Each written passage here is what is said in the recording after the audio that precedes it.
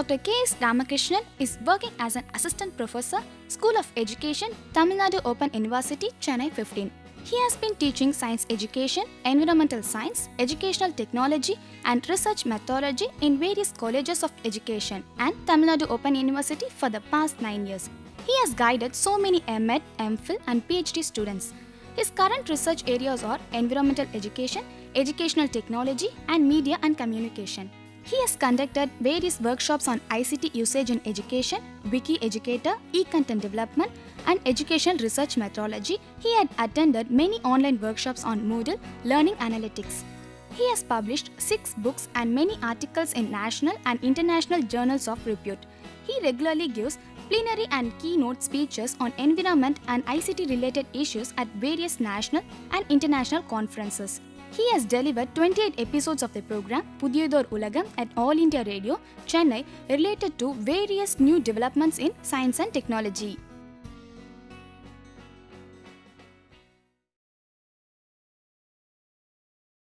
Welcome to UGC CEC program on environmental science. In this episode, we are going to discuss about the normal probability distribution. Actually, it is one of the most useful and important phenomenon in the statistical analysis, and the major content that we are going to discuss, the normal probability distribution and the theoretical base, the identification and interpretation of normal probability curve and the properties of normal probability curve, the skewness and kurtosis, the Z distribution and the area under normal curve. So, all these points that we are going to discuss today, and let us start. And now, look at this data. Let us understand what is normal distribution. So, the data represent the heights in inches of a random sample of 52-year-old male children, and therefore, here the 50 items are there. And if we are drawing the histogram, here it is the class interval and here the frequency, and therefore, if that we are plotting the histogram, and you can see the histogram, the points, the rectangular blocks, and if you are connecting all the midpoints like this, then you can see there is a bell shaped curve. Actually, it is a natural phenomenon. So, it is the height of the children which is naturally occurring, and by plotting the histogram and connecting the center points, that we are having a bell shaped curve, and like that there are so many phenomena in nature which are similar to this one, and therefore, there comes a probability function that is called the normal probability function. So, the function is depicted f of x is equal to 1 by sigma into square root of 2 pi e power minus x minus mu whole square by 2 sigma square. Actually, it is the mathematical representation of the function or any bell shaped curve, and this bell shaped curve that is depicted by that function. And here f is the probability and x is a continuous normal variable, and here the height of the children, and mu that is the mean of the normal distribution, and sigma the standard deviation of the distribution, and pi that is 3.14.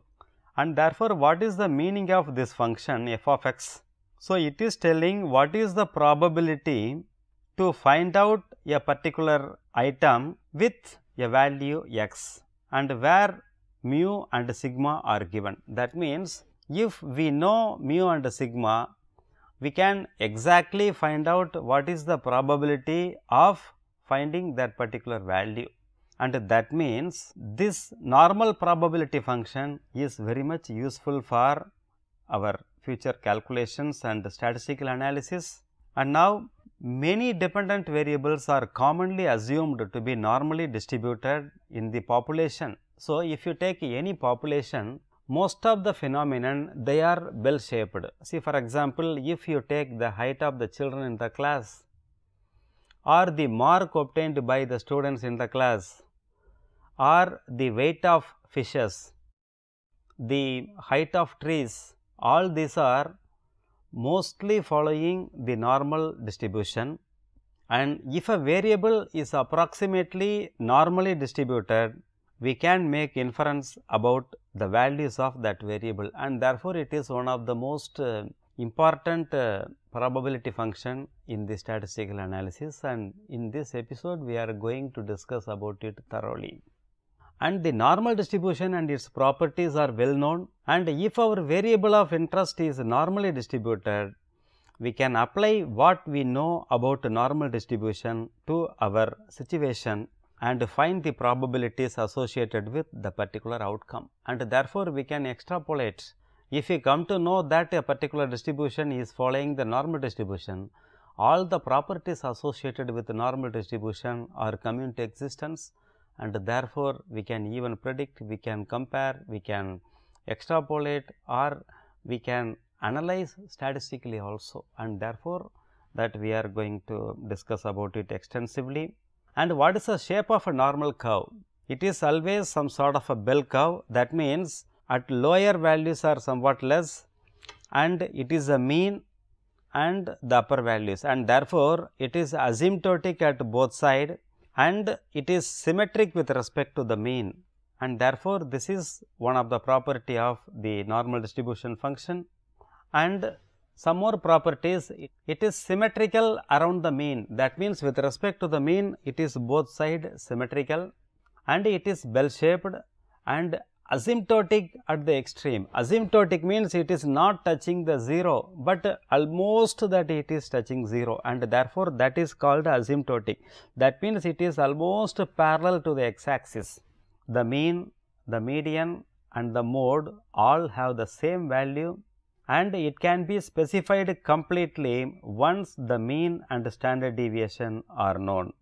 Now, you look at the function, and here if the mean and standard deviation these are known, we can completely define that function, and therefore, in that way that completely that we can define the function.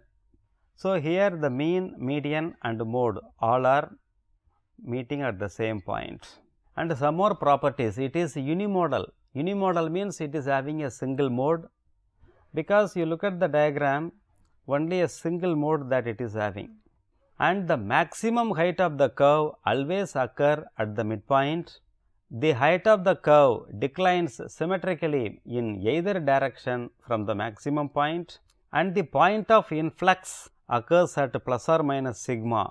The normal curve changes its direction from convex to concave at plus or minus sigma, and you look at this diagram, this point is called the point of influx. That means, up to that point it is somewhat convex, and below that it is somewhat concave, and therefore, from convex into concave, that means, at this point that it is changing the mode from convex to concave, and this point is called the point of inflection, and therefore, the point of inflection is occurring at plus or minus sigma, that is one property. And the area under the curve is directly proportional to the relative frequency of observation. The curve has total area or probability 1. About 68% of scores fall in the range of the mean plus or minus 1 standard deviation, 95% in the range of the mean plus or minus 2 sigma, and 99.7% in the range of plus or minus 3 standard deviation. Now, let us see, you look at this diagram, and here it is plus sigma minus sigma, that is plus sigma, and therefore, within plus or minus sigma 34 plus 34, that means 68% of the total variation is happening within plus or minus sigma, and now it is minus 2 sigma to plus 2 sigma, and therefore, already that is 34 and 34 and this area and that area. So, total 95% within 2 standard deviation and plus or minus 3 sigma 99.7%, and therefore, within plus or minus 3 sigma 99.7% of the variation is happening, and this is one of the most important aspect of the normal distribution. And now, we have seen that the normal curve, that is symmetric, and it is not necessary that always all the curves are symmetric in nature. There are curves which are not symmetric also. And before going into the skewness or unsymmetry, let us define what is symmetry. A distribution is symmetric if its left half is a mirror image of its right half. That means, it is the center and the left half and the right half both are same, and here also and here also. Anyhow, whatever the nature of the curve, but still it is symmetry. A symmetric distribution with a single peak and a bell shape is known as a normal distribution, and therefore, all these are some examples of the symmetric curves. And skewness, if the two sides do not coincide, the distribution is said to be asymmetric. A distribution that is asymmetric with respect to a vertical axis is said to be skewed, and therefore, whichever is not symmetric, that we can call as skew. And there are two types of skewness, the positive skewness and the negative skewness. And what is the positive skewness or the skewed to the right distribution? The distribution tapers more to the right than to the left. It has a longer tail to the right compared to a much shorter left tail, and the values more concentrated below than above the mean, and because of the large values in right tail are not offset by the correspondingly low values in the left tail, and consequently the mean greater than the median. Now, look at the diagram. In this diagram, it is the right skewed, and therefore, here you see most of the values are clustered over in this region. But what is the problem? Some outliers, some 1 or 2 values, they are going to the extreme, and because of these values, what happens? It is somewhat tampered or it is skewing, and therefore, it loses its symmetry, and therefore, these values they are taking the mean to the right side, and so it is the median and it is the mode, because the mode means which values are occurring many number of times, and the median, the point which is dividing that distribution exactly into 2, and therefore, the median, that is always at the center of the distribution, and the mode which is having the highest number of frequency, but because of these outliers it is skewed to the right, and therefore, this is called the right skewness. And the opposite is also there. You look at this relationship, and in this value you can see most of the values they are ranging from 20 to 45 or 50 or 60, but only these two values 70 and 90 they are going to the opposite side, and therefore, they are skewing it. Let us have a break.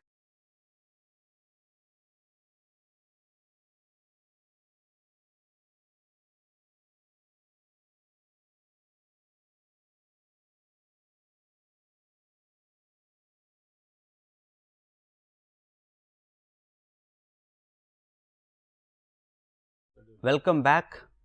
Let us continue, and we were discussing about the right skewness. These two values 70 and 90 they are taking that to the right side, and therefore, what happens? The mean that is taken to the right side 36.1, the median 30 and the mode that is 20, and therefore, this is one type of skewness.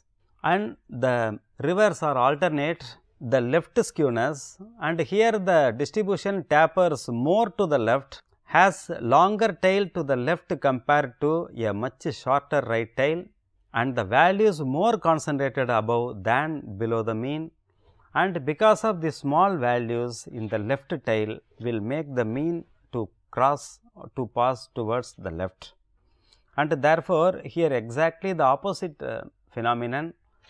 And here you see most of the values are centering around the right side, but one or two values less value, they are in the extreme or outliers. Because of that, what happens? The mean that is taken to the left, and therefore, again the median is at the center, the mean is to the left and the mode is to the right, and therefore, this kind of distribution, that is called the left skewness. And an example is given, and here you look at most of the students, they have got the mark from 40 to 70, but these outliers 0, 5, 10, 20, these outlier, and they are taking the mean to the left side, and therefore, what happens? The mean is left 51, the median 60 and the mode is 70, and therefore, in both ways the skewness may happen, and therefore, these are called the positive and negative skewness. And there is a formula, the skewness is equal to summation over xi minus x bar whole cube. The skewness is called the third moment by n s cube, and therefore, if the skewness equal to 0, the histogram is symmetric, and the positive skewness versus negative skewness both are possible, and it is depicted in the diagram, and here the skewness coefficient is greater than 0, that means it is positive, and therefore, in positive the mean is greater than mode, that is median greater than mode, and in the negative skewness the mean is lesser than median, lesser than mode, and here the skewness, that is of both sides. And the another phenomenon is called kurtosis. It measures how peaked the histogram is, and it is called the fourth moment because it is xi minus x bar whole power 4 by n s power 4 minus 3, and the kurtosis of a normal distribution is 0, and the kurtosis characterizes the relative peakedness or the flatness of a distribution compared to the normal distribution. Now, you look at the diagram. So, there are two types of kurtosis, platykurtic. When the kurtosis is less than 0, the frequencies throughout the curve are closer to be equal. That means, the curve looks like somewhat flat, and therefore, it is called the platykurtic. And the negative kurtosis indicates a relatively flat distribution. And another kurtosis, that is leptokurtic, when the kurtosis is greater than 0, there are high frequencies in only a small part of the curve, and that means it is having a long tail, and most of the values are surrounded near the peak. And look at the diagram, it is platykurtic, and therefore, platykurtic means all the values there are somewhat equal, and therefore, it is somewhat flat. But in the leptokurtic, most of the values are surrounding to the mean, and therefore, the values are very, very less in the other part, and therefore, the leptokurtic is having a long tail, and the platykurtic is having a very short tail. And therefore, the kurtosis is another phenomenon that is also discussing about the dispersion. And there is a question, why do we need kurtosis? You look at these two distributions are exactly similar, and they have the same variance, they have the same skewness also, but they differ markedly in the kurtosis. You see, here the values are somewhat centered, and here it is somewhat flat, and therefore, the kurtosis is another important phenomenon that we have to consider. And now, let us discuss about the uses of normal distribution. The standard normal distribution allows us to make claims about the probabilities, and now let us consider an application. How can we use the normal curve? And there is one score called the Z-score. Suppose we are having a data, and we want to know to what extent that it is similar to the normal curve, and in this situation that we are defining another score called Z-score, and the Z-score that is equal to x minus mu by sigma. That means, the score is converted into another score called Z-score, and therefore, if we know the standard deviation and the mean, then we can compare our score with respect to the normal score, and therefore, that particular phenomenon is called the Z-score. Now, there are standard tables which are available for Z-score, and the Z-score tells us how far above or below the mean a value is in terms of the standard deviation, and it is a linear transformation of the original score. Actually, our original score is x, and that we have converted into Z-score. Why we have converted? Because we want to compare that with the normal curve, and therefore, we want to know whether it is normal or not, and therefore, the Z distribution is very important. It is one of the major application of the normal curve. Now, you look at this diagram, it is a normal probability distribution, and on the x axis that we are plotting the Z-score, and here 0, -1, +1, etc. And I want to know what is the probability. This is the probability for my Z-score is greater than 1. That means, the Z-score is greater than 1 means it is -1, 0, 1, and that means I want to know what is the probability of finding the Z-score greater than 1, and therefore, all this region are contributing to the probability for Z is greater than 1. And another area, suppose I want to know what is the probability, P for probability. The probability for the Z-score is less than 0 and greater than -1, and that means less than 0 and greater than -1. Suppose I want to know what is the probability for finding the value Z in this region, and therefore, now how can I find out? And for that there are standard tables are available. Actually, it is a normal curve, and therefore, we are fitting our data into the normal curve, and we have converted that into Z-score, and by referring the standard table, by referring the standard normal table, that we can calculate what is the probability for finding the Z-score in this region, or whatever it may be. Now, take this example. Suppose here the probability for finding the Z-score lesser than 1.23, greater than 0, and here is 0, here is 1.23, and therefore, the probability for finding the Z-score in 0, that is equal to 0.5, and for 1.23. So, the Z tables that we have to find out, from the Z-score table that we can find out 1.23, what is the probability? 0.8907, and therefore, if I subtract 0.5 from 0.8903, then the probability for finding the Z-score in this region we can find out, and therefore, the probability for the Z-score less than 1.23, greater than 0 is equal to the probability for finding the Z-score less than 1.23, that is equal to 0.8907, for 0 that is 0.5, and therefore, the probability is equal to 0.3907.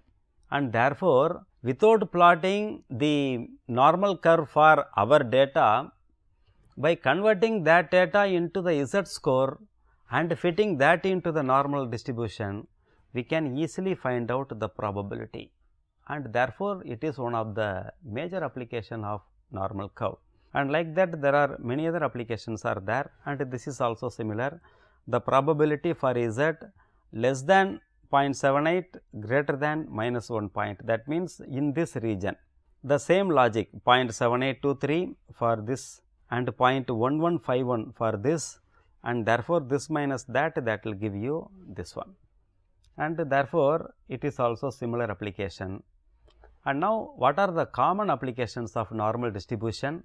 It is used to compare two distribution, to divide a group into subgroups according to the given criterion, to find out the probability values for the given values as we have seen just now, to find out the limits of scores for a given percentage of cases are given, to find out the percentage of cases within or above or below the given limits, to find out the area under the normal curve, between the given limits and to determine the percentile rank of a student whose raw score is given. And therefore, there are so many applications for the normal distribution curve, and that we have discussed one or two application. Now, let us summarize what we have studied so far. In this episode, we have dealt with the definition of a normal probability distribution, its shape, its properties and the characteristics, and we also discussed about the skewness and kurtosis. The use of Z-score or Z-score in probability calculations has also been dealt.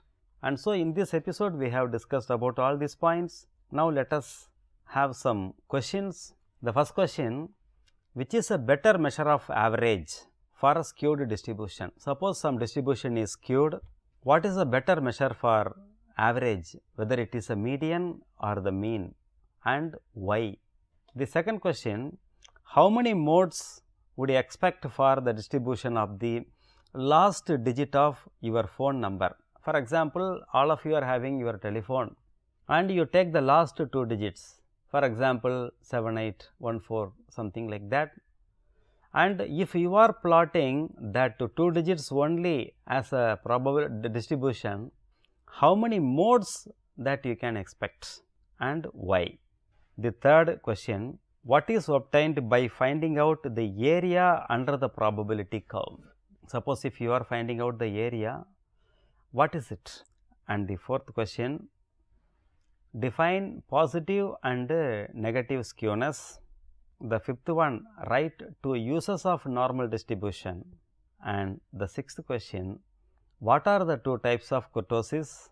In which type of kurtosis the distribution diagram has very long tails? So, my dear friends, in this episode we have discussed extensively about the normal distribution curve.